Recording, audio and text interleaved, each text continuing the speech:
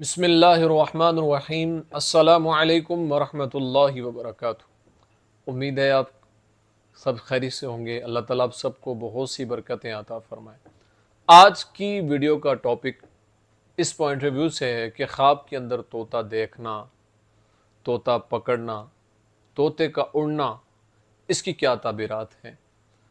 اگر آپ نے میرے چینل کو ابھی تک سبسکرائب نہیں کیا تو آپ سے گزارش ہے کہ ہمارے چینل کو ضرور سبسکرائب کریں اور بیل آئیکن کے بٹن کو دبا کے آل پہ کر دیں تاکہ ہر نئی آنے والی ویڈیو کا نوٹیفیکیشن آپ تک بر وقت پہنچ سکے۔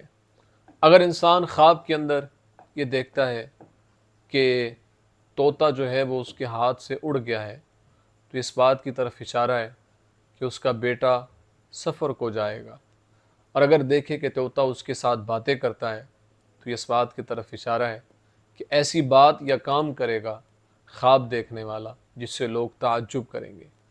اگر کوئی انسان طوطی دیکھتا ہے، ایسی طوطی جس کے پیٹ میں بچہ ہے، تو اس بات کی طرف اشارہ ہے کہ اللہ اس کو، اگر وہ شادی شدہ ہے اور اس کی بیوی حاملہ ہے تو اس بات کی طرف اشارہ ہے کہ اللہ اس کو بیٹی عطا فرمائے گا۔